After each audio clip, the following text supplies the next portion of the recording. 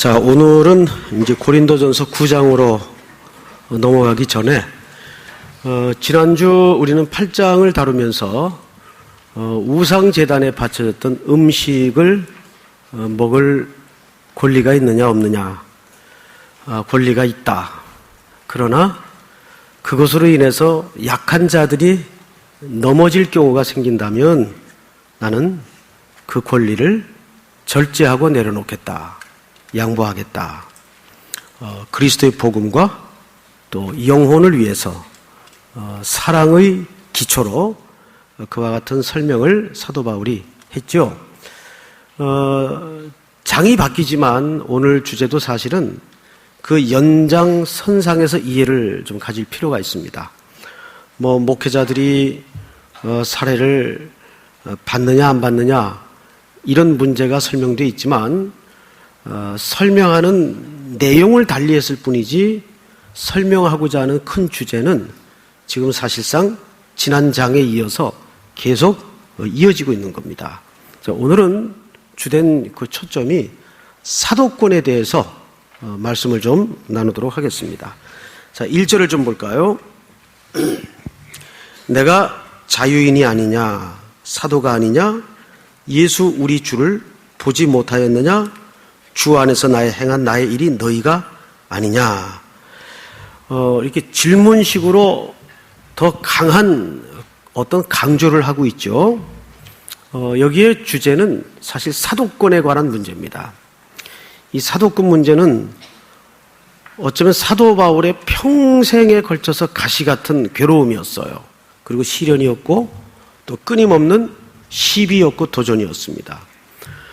그도 그럴 것이 적어도 사도라고 얘기하려면 당시 사람들의 인식세계 속에는 예수 그리스도께 직접 복음의 위임 명령을 받았거나 예수 그리스도의 부활을 직접 목도한 자여야 했습니다. 그래서 여러분, 사도는 교회의 기초가 되었던 12사도가 있죠. 12사도만 사도인 것은 아닙니다. 성경에 보면 12사도는 초기에 주님에 의해서 이미 동아리가 지어졌어요. 그리고 나서 사도로 임명된 자가 누굽니까? 오늘 여기에 등장하고 있는 사도 바울이에요. 그러다 보니까 이 사도 바울은 가는 곳곳마다 청중과 사람들에게 이 사도권을 의심받았습니다. 가장 크게 문제가 되었던 교회가 이 고린도 교회였어요. 특별히 고린도 교회는 이 지식인층이 많았고 또 교회 분위기 자체가 굉장히 자칭 인테리층이라고 스스로들 생각을 하고 있었기 때문에 이런 문제에 대해서 좀 민감했습니다. 이게 사도 바울에게는 참 무척 큰 괴로움이었어요. 생각을 해보세요. 목회를 하는데 뒤에서 수근수근 들리는 소리가 우리 교회 담임 목사님 졸업장 가짜래. 목사 한 수도 그냥 태평양 건너가다가 비행기 안에서 받았대. 그러면 참 목회가 얼마나 힘들겠어요. 우선 성경에서는 사도 바울이 사도권으로서 인정될 만한 현장이 어디입니까? 다메섹 언덕입니다. 예수 믿는 사람들을 영장을 발부받아서 체포하러 저 다메섹 국경 도시까지 쫓아가다가 그 다메섹 비탈길에서 초자연적인 경험을 하죠. 하늘의 음성을 듣고 초자연적인 빛 속에서 누굴 만납니까? 부활의 주님을 만나요. 이것이 바울에게는 사도직에 관한 기원이 되는 중요한 현장입니다. 자, 우리는 여기서 한 가지 중요한 이면의 사실을 좀 들춰낼 필요가 있습니다. 자, 그러면 여태까지 사울이었죠? 사울은 그 예수를 그렇게 핍박하고 예수 믿는 사람까지 쫓아다니면서 죽이려고 했던 자가 그 기적의 현장 한 번 경험으로 갑자기 사람이 헷가닥해가지고 이분이 메시아였구나. 어떻게 그런 돌연적인 인식 전환이 가능할 수 있었을까? 이상하지 않습니까, 여러분? 그런 기적이 뭐 한두 번 일어난 겁니까? 더 놀라운 기적들이 많았을 텐데. 자, 바울은 여러분들이 아시는 대로 가말리엘 문화의 아주 대학자입니다. 이 사람들은 그 당시 구약 성경을 철저하게 연구하고 공부하는 사람들이에요. 그래서 그 당시에 구약 성경을 마음대로 인용할 수 있는 자들이 몇 안 됐어요. 특별히 가말리엘 문화의 학자들은 그 중에 꼽히는 자들이었습니다. 그 중에 한 사람이 사울이었어요. 사울은 기질적으로도 좀 다혈질적인 기질이 있었지만 그런 학문적으로도 대단한 그 걸작이었습니다. 그러니까 사울은 사실 옛 이름이죠. 구약에 능통한 자였어요. 그래서 구약의 모든 성경을 정확히 이해하고 있는 사람이었습니다. 그런데 구약에는 묵시문학의 형태의 글이 있어요. 대표적인 글이 에스겔, 다니엘 이런 책들입니다. 또 예레미야 일부. 그러면 이런 묵시문학의 책들 속에 에스겔, 다니엘서 같은 책들은 주로 어떤 그런 구름, 소리, 빛 이런 풍경으로 묘사한 내용들이 굉장히 많습니다. 그럼 그런 내용으로 묘사를 했을 때 보통 어떤 내용을 담을 때 그런 묘사가 성경에 에스겔서에 다니엘서에 등장을 했나? 두 가지입니다. 크게. 첫째는 종말을 이야기할 때. 종말은 반드시 무슨 개념과 짝을 지어서 나오죠? 심판. 종말과 심판의 메시지를 담을 때 그런 소리, 구름, 빛이라는 그림으로 구약 성경은 계시를 통해서 묵시 문학의 형태로 쓰여집니다. 또 하나는 구원을 얘기할 때입니다. 근데 이 구원의 문제가 나올 때는 반드시 또 짝을 지어서 나오는 개념이 메시아의 개념이에요. 왜? 구원은 누구로부터 오기 때문에 그 메시아가 와야 구원이 임하기 때문에. 그래서 여러분들이 이거는 그냥 공식처럼 외우셔야 됩니다. 아, 구약 성경에는 묵시문학이라는 형태의 글이 있는데 대체로 에스겔서와 다니엘서를 칭하는 것이다. 근데 그 두 책은 주로 종말과 심판, 또 하나는 구원과 메시아를 설명할 때 그런 기이한 소리 또는 구름 또는 빛의 광경을 글로서 나타낸다. 자, 이 지식을 사도 바울이 알고 있었나요? 모르고 있었나요? 알고 있었다는 거죠. 이 묵시 문학에 대한 선지식이 있었다는 겁니다. 그런데 다메섹을 향해서 이제 예수 믿는 사람들을 체포하러 쫓아가다가 그 다메섹 언덕에서 바로 하늘로부터 음성을 듣게 되고 뭘 경험하죠? 초자연적인 빛 속에 눈을 보지 못하는 경험을 하게 돼요.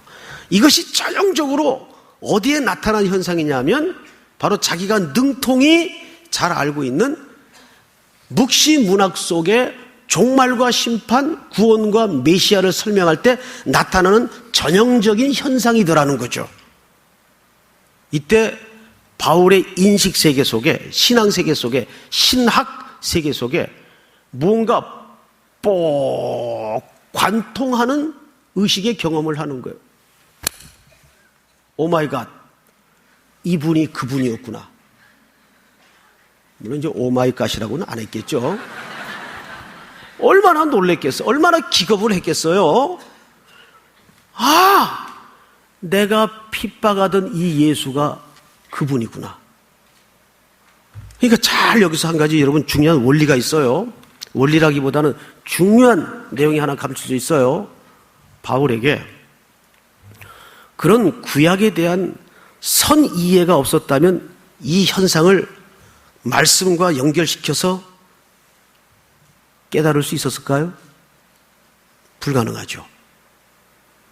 그래서 이건 뭐냐 하면 항상 어떤 현상이든지 어떤 사실이든지 그것이 반드시 무엇과 연결이 돼야 됩니까? 하나님의 계시의 말씀과 연결이 돼야 돼요. 사울아 사울아, 네가 왜 나를 이렇게 핍박하느냐? 누구십니까? 나는 네가 핍박하는 예수라. 얼마나 기겁을 했겠어요. 그러면서 바로 내가 그렇게 목숨을 걸고 스데반이 죽을 때 가편투표를 하고 그 죽음의 직간접적인 원인자였던 내가 바로 구약의 그 오마 약속했던 그 메시아가 바로 이분이었구나. 말하자면 여기서 관통하는 의식과 신학과 신앙에 뚫어지는 경험을 하는 거예요. 뭘 기초로? 구약 성경을 기초로. 믿습니까? 그래서 이 다메섹의 사도 바울의 경험은 굉장히 중요한 경험이에요. 여기에서 사도 바울은 뭘 목격하죠? 예수 그리스도의 부활을 목격해요. 그러면서 그 예수 그리스도를 통해서 무슨 명령을 받습니까? 너는 내가 이방인을 위하여 택한 나의 그릇이라. 복음을 증언하는 역할을 맡아요. 정확하게 사도들이 갖춰야 될 사도권이 여기서 인쳐집니다. 그래서 여러분 고린도전서 15장을 한번 볼까요? 고린도전서 15장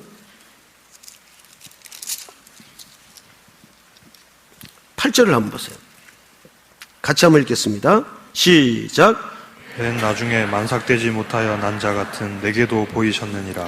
예, 맨 나중에 만삭되지 못하여 난 자 같은 내게도 보이셨느니라. 나는 사도 중에 가장 작은 자라. 나는 하나님의 교회를 박해하였으므로 사도라 칭함받기를 감당하지 못할 자니라. 그러나 내가 나된 것은 하나님의 은혜로 된 것이니 내게 주신 그의 은혜가 헛되지 아니하여 내가 모든 사도보다 더 많이 수고하였으나 내가 한 것이 아니 오직 나와 함께 하신 하나님의 은혜로다. 할렐루야. 자, 이제 사도 바울이 정식으로 맨 만삭되지 못한 자 같은 끄트머리에 꼬랑지처럼 붙은 사도로 부름을 받았을지라도 사도는 사도입니까 아닙니까?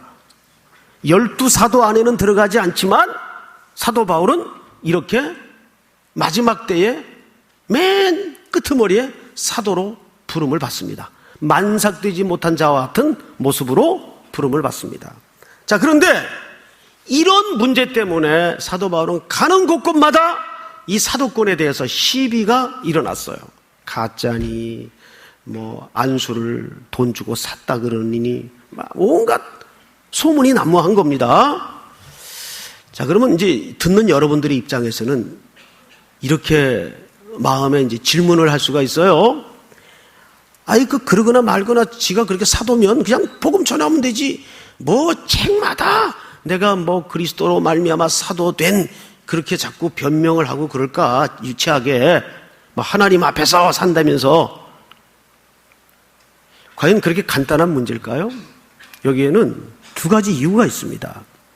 그가 적극적으로 자기의 사도된 것을 변명하지 않을 수 없는 두 가지 이유가 있어요. 우선 고린도 교회 내에서 이 문제에 대해서 심각하게 조사위원회가 벌어졌어요. 그래서 이 문제를 어떤 법적인 공식기관에 의뢰를 하게 된 겁니다. 이 사람에 대해서 조사를 좀 해주십시오. 그래서 지금 우리 한글 성경에는 그게 구분되어 있지 않지만 헬라 말은 이게 전부 법정에서 쓰는 법률 용어로 묘사되어 있습니다. 변명 이런 단어들이 다 법적인 용어예요. 비판 전부 다 법적인 용어입니다. 이건 무슨 얘기냐면 바울의 이 사도권 문제에 대해서 고린도 교인들이 그만큼 심각하게 받아들였던 겁니다. 자, 우선 고린도 교회 성도들의 입장에서는 조금 후에 말씀을 드리기로 하고 그런 문제에 대해서 사도 바울이 왜 이렇게 적극적으로 곳곳마다 변명을 하지 않을 수 없었는가에 대한 두 가지 이유를 설명을 드리겠습니다. 첫째는 이런 이유 때문입니다. 예를 하나 들게요. 어느 교회에서 목사님이 열심히 복음을 전하고 가르쳤는데 교회에서 뒤로 돌아오는 소문이 이상한 소문이 들어왔어요. 야, 그 학교 졸업 안 하셨대. 다니다가 말았대. 안수도 아무도 준 사람이 없대. 혼자 받은 건지 어쨌든 가짜인 게 분명해. 그러면 어떤 현상이 일어날까요? 상식적으로 그에게서 복음을 받고 신앙생활을 해오던 사람들이 어떤 현상이 일어날까요? 그동안 그분을 통해서 배우고 알았던 신앙과 신학의 가치세계가 다 무너지는 거예요. 그러면 성도에게, 교회에 가장 궁극적으로 하나님께 엄청난 영광이 가려지고 성도들에게 영적인 손실을 주는 겁니다. 자, 이게 바울의 문제일까요? 교회 문제일까요? 교회 문제죠. 그래서 바울은 사실은 자기 스스로를 변호하기 위해서 사도권을 강조하는 게 아니에요. 무엇 때문에요? 그리스도의 피로 값주고 세워진 교회를 위해서 사도권을 단단하게 변호하려고 작정을 한 겁니다. 절대 자기 어떤 변명, 자기 어떤 명예, 이거를 위해서라면 그는 만신창이가 돼도 좋을 사람이었어요. 근데 그 문제가 아니란 말이에요. 공적인 유익과 이익이 걸린 문제일 때에는 이것은 개인적 문제로 끝나는 일이 아니기 때문입니다. 끝까지 사도권이 왜 그리스도로부터 위임받은 고난이고 복음을 위임받은 내용인가를 그래서 사도 바울은 구태여 변명하고 강조한 겁니다. 자, 그럼 뒤집어서 교인들의 입장에서 한번 생각을 해보십시다. 참, 그 교인들 못됐다. 왜 그렇게 가짜면 아닌 걸로 치면 되지. 이렇게 심사까지 제청을 해서 조사를 하게 만들까? 그리고 목회자를 이렇게 괴롭힐까? 이 당시 여러분들이 알지 못하는 문화가 하나 있어요. 이 당시에는 이런 수사학을 공부한 연설가들이, 웅변가들이 굉장히 많았습니다. 그래서 아고라 광장 같은데 그런 선생들이 돌아다니면서 청중들을 모아놓고 연설을 해요. 어떤 홈이나 광장에서. 그러면 재밌는 문화관습이 뭐냐면 사람의 청중에 모여드는 수에 따라서 거기에 대가와 요금이 따라오게 돼 있습니다. 그래서 아볼로 같은 사람은 어느 정도 말을 잘했는가 하면 자다가 방금 일어나서 얘기라도 말을 이쁘게 할 사람이었어요. 아주 달변가입니다. 쓰는 단어, 용어. 그런데 바울은 이제 서신서에도 자기가 자기 자신에 대해서 얘기를 했지만은 말에는 조라나라고 표현이 있죠. 이 사람은 설교만 하면 청중들을 다 재우는 거예요. 설교만 하면. 굉장히 듣기 거북하고 힘든 설교를 하는 거예요. 어느 원로 목사님이 이제 은퇴를 하고 나서 본교회 다니기가 좀 후배들에게 멋쩍하고 해서 여기저기 교회를 돌아다녔대요. 그래서 어느 젊은 목사님이 목회를 하는 교회 가서 설교를 듣는데 요즘 유행어처럼 화가 나더래요. 화가. 예? 그분이 글을 썼는데 보니까는 교인들은 때로는 졸고 때로는 딴짓하고 다 지겨워 막 몸을 거의 꽈배기 수준으로 비틀고 있는데 목사는 저 혼자만 은혜를 받고 내려가더래요. 얼마나 꼴보기 싫은지 이제 그 원로 목사님이 어떤 글에다가 썼어요. 제일 꼴보기 싫은 목사가 자기 혼자 은혜 받고 내려가는 목사. 그 글 읽으니까 겁나더라고요. 바울이 그런 스타일이었던 것 같아요. 그러니까 사람들이 의심을 했어요.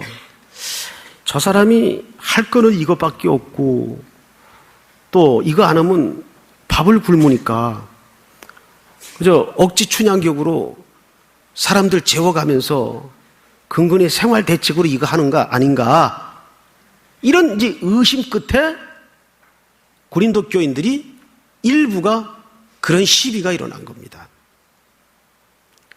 그래서 사도 바울이 이렇게 이제 변론을 하다가 지난주에는 음식 문제에 대한 답변서로 절제와 권리의 양도에 대해서 설명을 했고, 오늘은 그 설명을 조금 더 세부적 차원에서 이제 자기의 그 문제에 많았던 사도권을 가지고 설명을 하는 거예요.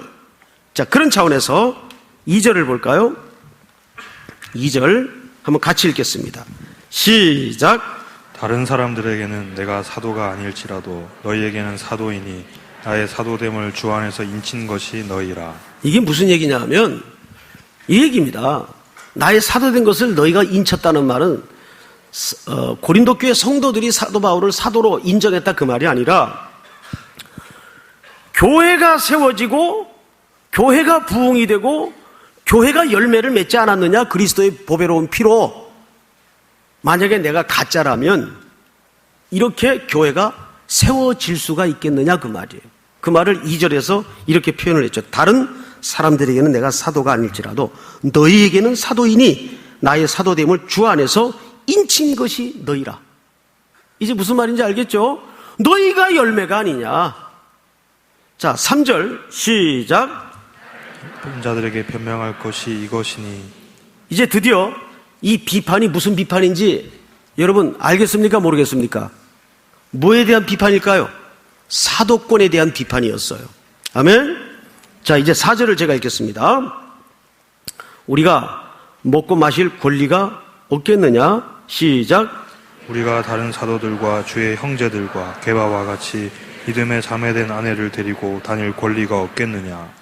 자, 다 같이 읽습니다. 어찌하여 나와 바나바만 일하지 아니할 권리가 없겠느냐? 자, 권리가 있다 그 말이죠. 삼중적으로 강조를 했어요. 첫째는 여기를 보세요. 먹고 마실 권리가 나도 있다. 이 말은 목회자로서 생활비를 얘기합니다. 나는 복음을 전하는 자로서 교회에서 여러분들이 내 생활비를 책임져 줘야 될 권리가 있다. 나에게. 두 번째는 나도 아내를 데리고 다닐 권리가 있다는 말은 나도 가족 부양을 해야 될 권리가 있다. 그 모든 것이 교회가 책임져야 된다는 얘기예요. 뒤집어서 얘기하면. 세 번째는 바나바와 나. 바나바는 사실 성경에 보면 부자입니다. 그런데 일 안 할 권리가 있다. 일 안 할 권리라는 말은 먹고 놀겠다는 말이 아니고, 이 말은 조금 더 자세히 설명을 안 했는데 이런 뜻입니다. 세상의 직업을 갖지 않을 권리가 나에게 있다. 그 얘기예요. 세 가지를 설명했어요. 먹고 마실 권리, 또 하나는 가족을 책임질 권리, 또 하나는 세상 잡을 갖지 말아야 될 권리. 이 세 가지 문제를 왜 얘기했을까요? 바로 사도 바울의 사도권에 대해서 시비를 걸면서 이 사람이 혹시 밥벌이 하는 거 아닐까에 대한 의구심의 시비의 이야기를 바울이 듣고 너무 마음이 아팠어요. 그래서 이 세 가지를 설명하면서 이런 얘기를 합니다. 내가 이 권리를 쓰지 않겠다. 이것은 이 고린도 교회와 사도 바울 간의 특수한 관계와 맥락 속에서 바울이 자기의 권리를 어떻게 하겠다는 겁니까? 쓰지 않겠다는 거예요. 근데 이거를 일반 원리로 전환시켜가지고 오늘날에 이제 비즈니스, 미니스트리를 이제 주창하는 사람들이 일부 있어요.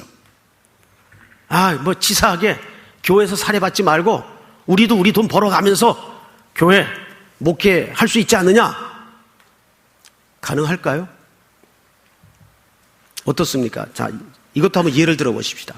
있을 수 없는 얘기지만은 교회 목회자들이 사람들이죠. 여기다 먹고 살아야 된단 말이에요. 자, 그래서 교회 목회자들이 세상 직업을 다 여러분들과 똑같이 갖고 그리고 교회 일을 해요. 전념이 될까요? 전념할 수 있을까요? 목회자들도 이익 앞에서 이익을 따질까요? 안 따질까요? 따지죠. 사람인데 장사를 하다 보면, 비즈니스를 하다 보면 직장의 일터에서 이익을 따지겠죠. 그러면 영적인 일이라는 것은 올인을 하고 전부를 걸어도 될똥말똥한 현장인데 영혼을 돌보는 일들이 제대로 될까요? 안 되는 겁니다. 될 수가 없어요. 그래서 복음을 전하는 자는 복음으로 말미암아 살리라는 말은 그런 의미에서 하는 얘기예요. 우리가 세상 잡을 가지고 교회의 일을 같이 돌본다는 것은 옳은 태도도 아니고 그건 그렇게 될 수가 없습니다. 그래서 영국 교회 같은 데서는 제가 언젠가 한번 말씀을 드린 기억이 나는데 계약서를 써요. 계약서. 그리고 그 계약서 맨 밑에 무슨 글이 있는가 하면 우리는 당신의 신학과 신앙을 존중하여 청빙하기로 결정하였으며 이로부터 당신을 세상 모든 일로부터 자유케 해드리겠습니다. 라는 법조문이 있어요. 그리고 사인을 하게 돼 있어요. 제가 그 똑같은 계약서에다 계약을 해본 적이 있어요. 뭐 큰 교회 이제 부목사로 들어갈 때 처음에는 한국엔 그런 문화가 전혀 없는데 그걸 요구하니까 조금 불편하더라고요. 아니 뭐 이런 계약을 다 하나. 프로 선수도 아닌데. 그런데 나중에는 그 담임 목사님이 하나하나 설명을 하는 거예요. 그 문구의 의미들에 대해서. 그제서야 이해를 했습니다. 아, 이게 그런 의미구나. 그래서 이제 목회자들의 목회자라고 불리우는 존 메가더라는 분이 계세요. 이분이 쓴 어떤 글에 보니까 재미있는 일화 한 토막을 소개했습니다. 목회 초기였는데 한 번은 부목사 한 분하고 장로님 두 분이 교회에 이제 구테타를 일으킨 겁니다. 담임 목사님 목양실에 찾아와서 우리는 이 부목사님이 우리 교회에 더 적합하다고 생각을 해서 이분을 모시려고 하니 목사님은 이제 그만 사임을 좀 해 주십시오. 이분이 설교를 못했어요.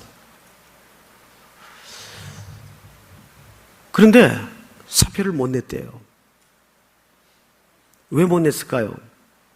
교회를 사랑해서? 믿음 때문에? 이유는 딱 하나였어요. 여기서 나가면 갈 데가 없더래요. 그 글의 제목이 갈 곳 없는 은혜예요. 갈 데가 없더래요. 거기서 견디고 참고 기다리는 가운데 오늘날 미국에서 존 메가더 목사님은 굉장히 존경받는 목사님으로 또 설교의 대가로 그렇게 추앙받고 인정을 받고 있습니다. 제가 그 글을 쭉 읽으면서 이런 생각을 했어요. 아, 이분이 갈 곳이 없었던 것이 얼마나 은혜였나. 근데 어떤 분은 제 친구 중에도 그런 목사님이 한 분 계신데 너무 재주가 많고 은사가 많아요. 내가 그 친구 보면 늘 야, 넌 진짜 목회하기 아깝다. 놀려요. 결국 지금 목회를 못하죠. 너무 할 게 딴 게 많으니까.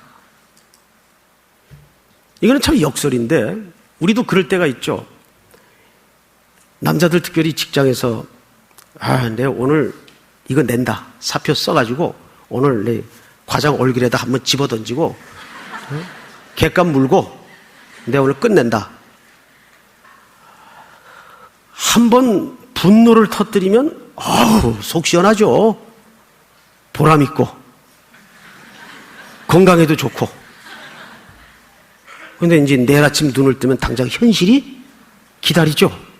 청구서가 줄줄이 들어올 텐데 한 달 살림살이 볼륨이 있고 애들은 문 밖에 서서 돈 내밀고 손 내밀고 돈 달라고. 그 현실이 가물가물하겠죠. 이게 막상 직장 나가서 책상 앞에 앉으면 또 꿀꺽 삼키게 되고 그러기를 한 15년, 20년 돼봐요. 이제 어느 자기도 부장 달고 이제 큰 책임의 자리에 앉게 되면 과거를 회상하게 되죠. 그때 그거 사표 집어 던졌으면 기분은 좋았을 텐데 지금 어떻게 됐을까? 깜깜하고 끔찍하죠. 그래서 여러분, 우리가 권리를 다 쓰며 살 수가 없어요. 바울도 그래서 내가 먹고 마실 권리도 있고 마누라 책임질 권리도 있고 모든 권리를 내가 다 갖고 있다. 그러나 이것이 여러분들에게 복음의 장애가 되고 이것이 하나님께 영광이 되고 영혼을 다치게 하는 일이라면 내가 안 하겠다. 그래서 그는 에베소에 머물 때 언제 일을 했는가 하면 남들 다 자는 시간에 시에스타라 그러죠. 그 더운 지방의 특유의 그런 잠자는 시간을 타서 천막을 기웠어요. 그리고 혹독하게 고생을 했죠. 그런데 바울이 늘 그러면서 살았던 것은 아니고 그는 1차, 2차, 3차 사도행전 전체의 궤적을 통해서 선교 여행을 통해서 거의 교회의 도움과 성도들의 헌금으로 생활을 하고 또 사역을 했습니다. 그런데 고린도 교회 이 사람들에게만은 바울이 그런 식으로 목회를 했어요. 이런데 너무 시비를 거니까 바울이 굉장히 플렉시블한 사람이죠. 융통성이 있는 사람이죠. 그러니까 이것은 바울이 하나의 원리로 제시하는 게 아니에요. 약한 자에게는 어떻게 대하는 거예요? 약한 자로 대하는 거예요. 내가 그 권리를 내려놓겠다. 오늘의 주제가 사실은 뭐냐면 내가 쓸 수 있는 권리를 얼마나 내려놓으면서 살 수 있는가. 성경을 조금 더 보십시다. 이제 마무리를 좀 하십시다. 9절 한번 같이 읽을까요? 시작. 곡식을 밟아 떠는 소에게 망을 씌우지 말라 기록하였으니 하나님께서 어찌 소들을 위하여 염려하심이냐. 아멘. 자, 여러분, 이게 무슨 얘기입니까? 사도 바울이 뭘 얘기하냐면 내가 얘만 드는 게 아니다. 율법에도 이 문제에 대해서 이렇게 정확하게 설명을 했는데 이게 신명기 25장에 있는 얘기죠. 그 부분을 발췌한 겁니다. 모세의 율법에 곡식을 밟아 떠는 소에게 망을 씌우지 말라 기록하였으니. 자, 일 부려 먹는 소에게 입을 틀어막고 먹지 못하게 해서는 안 되지 않느냐? 그 말이에요. 그런데 잘 보세요. 왜 그랬다고요? 성경을 보십시오. 기록하였으니 하나님께서 어찌 소들을 위하여 염려하심이냐. 자, 절 보십시오. 이제 이 중요한 결론입니다. 농사 짓는 사람이 소를 잘 먹여야죠. 그런데 소가 걱정이 되고 소가 염려가 돼서 소를 먹입니까? 누구 때문에 소 먹이는 거예요? 누구 때문에 소를 잘 먹여야 돼요? 자기 때문에. 우리식으로 말하면 여러분들 때문에. 그러니까 바울이 뭘 강조하는 걸까요? 소가 뭐 쌀을 너무 먹네 안 먹네 그런 걸로 쓸데없는 비본질적인 문제에 초점을 맞추지 말라 그 말이에요. 소가 존재하는 것은 소 잘 먹이려고 소를 존재시키는 것이 아니라 누구 때문이라고요? 성도들 때문에 소가 존재하는 거라고요. 믿습니까? 고린도전서 3장에도 바울이 뭐라고 얘기했어요? 우리는 힘없고 물 주었을 뿐이다. 자라게 하시는 분은 하나님이요 너희가 하나님의 직이고 하나님의 밭이다 그 말이에요. 누가 중요한 겁니까? 여러분들이 중요한 거죠. 우리는 여러분들의 영혼과 목양을 위해서 하나님이 불러다 쓰는 종에 불과하단 말이에요. 종. 그럼 주인집 아들이 높은 거예요? 종놈들이 높은 거예요? 이건 높낮이는 사실 없지만 이치적으로 따진다면 누가 누굴 위해 있는 거예요? 여러분들이 송목사 때문에 있는 거예요? 아니잖아요. 저희들이 여러분들을 위해서 여기 부름받아서 곡식 먹어가면서 존재하는 거라고요. 그걸 잊어서는 안 돼요. 자, 여기에는 이면에 감추어진 중요한 영적인 이유가 또 하나 있습니다. 그게 뭐냐면 소에게 먹을 걸 먹여가면서 일을 하라는 것은 그러면 오늘날 목회자들에게만, 교역자들에게만 해당되는 얘기일까요? 전혀 그렇지 않습니다. 성경은 어디는 목회자들 것이고 어디는 성도들 것이고 성경에 그렇게 구분되어 있던가요? 아니요. 만민의 것입니다. 만민을 향한 메시지이고 만민의 책이 성경이에요. 그렇다면 이 말씀이 오늘 저와 여러분들에게는 공통적으로 무슨 의미가 있을까요? 곡식을 밟았던 소에게 망을 씌우지 말라. 무슨 의미가 있을까요? 자, 우리 한 군데 찾읍시다. 빌립보서 2장.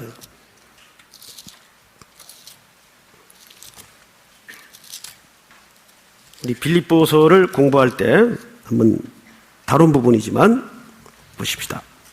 2장 12절 13절은 여러분들이 읽으십시오. 그러므로 나의 사랑하는 자들아 너희가 나 있을 때뿐 아니라 더욱 지금 나 없을 때에도 항상 복종하여 두렵고 떨림으로 너희 구원을 이루라. 너희 안에서 행하시는 이는 하나님이시니 자기의 기쁘신 뜻을 위하여 너에게 소원을 두고 행하게 하시나니.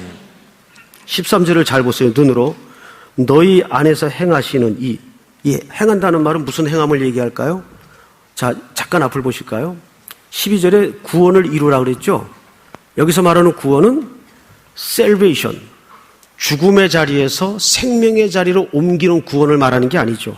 여기서 말하는 구원은 정확하게 구원받은 백성들이 하나님의 자녀로 만들어져가는 전 인생의 여정을 얘기하는 겁니다.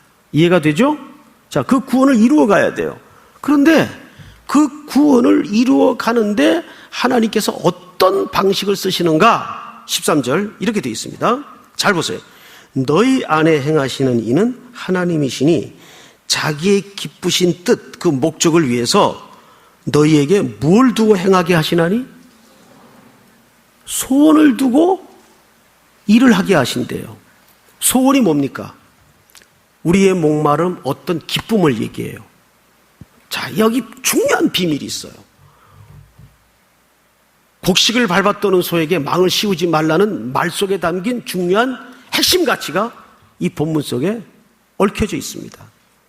우리가 이제 자라는 가정에서 또는 여기 이제 많은 어머니들이 앉아 계신데 집에 애들을 키우면서 공부를 시키는데 공부시키는 게 만만치 않죠. 어느 애가 늘 나는 공부하고 싶어서 미치겠어요, 어머니. 그런 애 봤어요? 네? 그런 애 없어요. 그래서 이제 뭘 걸죠? 뭘 걸까요? 자전거를 걸고 야구 글러브를 걸고 걸어요. 은퇴가 이번 중간고사에 40등 안에만 들면 40등 안에만 들면 전교에서 아무렴 요즘 한반도 40명이 안 돼요. 이왕이면 전국으로 합시다. 얘가 맨날 내 설교를 클릭해가지고 자기 얘기 나오면 얼마나 전화로 댕댕거리는지 몰라요. 제발 애 취급 좀 하지 말라고, 애가. 이번에 너 40등 안에 들면 MTV 자전거 사줄게. 그러면 얘가 그 자전거를 얻기 위해서 공부를 열심히 할 겁니다. 굉장히 열심히 할 겁니다. 어떤 소원을 가지고 열심히 할 겁니다. 근데 하나님이 하나님의 자녀를 다루시는데 그런 방식을 쓸 때가 있어요. 그런데 그 아이가 성장을 하고 성숙을 하면 대학원생이 됐어요. 그런데 대학원생짜리한테 너 이번에 2등 안에 들면 돈 10만 원 줄게. 그러면서 대학원생 아들을 공부시키는 부모들이 있나요? 대학원생쯤 되면 어떻게 하죠? 좀 자면서 해라. 몸 상한다. 이제 그만 자라. 아마 거꾸로 될 겁니다. 어릴 때는 공부의 의미도 가치도 이유도 모르죠. 모를 때는 먹여가면서 하는 거예요. 돈 줘가면서 하는 거예요. 그러면 정말 부모 입장에서는 치사하고 더럽고 웃기죠. 아, 이 자식이 뭐 나를 위해서 지가 공부하나? 하고 나면 누가 행복해지는 거예요? 지가 행복해지고 지가 좋은 건데 그런데 어릴 때는 그걸 못 알아먹는단 말이에요. 그래서 그 가치로 알아질 때까지는 소원을 두고 공부를 시키는 방법밖에는 방법이 없다고요. 그런데 하나님이 우리 속에 하나님의 기쁘신 뜻대로 하나님의 구원을 이루어가는 과정에서 그런 방식을 하실 때가 있어요. 잘 보세요. 예수 처음 믿을 때 응답이 빨라요? 아니면 한참 믿었는데 계속 응답이 빠릅니까? 예, 한참 믿고 나면은 가는 곳곳마다 태클을 거시지 잘 안 도와주세요. 가만히 여러분 신앙 여정을 한번 뒤집어 보세요. 정확합니다. 근데 처음에 화토 칠 때 막 땡이 나오고 그러는 거예요. 포카가 터지고 난리가 나는 거예요. 처음에. 골프도 보면 처음에 막 홀인원이 나와요. 그것도 안식일 날 막 홀인원이 나와가지고 떠들지도 못하게 만들어요. 안식. 그런데 신앙생활이 깊어지고 의미를 알아가고 가치로 접근하게 되면 그때부터 하나님이 그렇게 안 하세요. 그러니까 자녀를 기르는 방식에는 두 단계가 있다는 걸 아시잖아요. 매를 들어야 되는 시기가 있고 사탕을 줘야 되는 시기가 있고 그냥 알아서 둬야 되는 시기가 있죠. 그건 각자 다릅니다. 누가 어느 시기에 걸렸는지 몰라요. 근데 여기서 말하는 것은 두 가지입니다. 하나님은 하나님의 소원을 이루어 가실 때 우리 속에 소원을 두고 일하시는 방식을 택할 때가 있어요. 그리고 또 하나는 하나님께서 계속 우리에게 권리를 내려놓는 연습을 시킨다는 거죠. 교회 공동체의 삶이 뭐예요? 권리를 주장하는 현장이 아니에요. 그래서 잘 보십시오. 이것을 제일 가까이서 연습하도록 묶어준 개체가 가족이라는 단위입니다. 그리고 기초 단위가 부부라는 단위예요. 그래서 에베소서에서 바울이 뭐라 그래요? 그리스도 안에서 피차 복종하라. 이거는 결혼을 해서 여자라는 존재와 살아봐야 깨닫는 은혜예요. 그래서 결혼을 해야 인간이 된다는 말이 정말 맞아요. 정말. 그리고 애들 때문에 가슴앓이를 해보고 밤에 자다가 이유 없이 경기 부리는 애들 몇 번 들쳤고 뛰어봐야 정신이 들었다 나갔다 해요. 그제서야.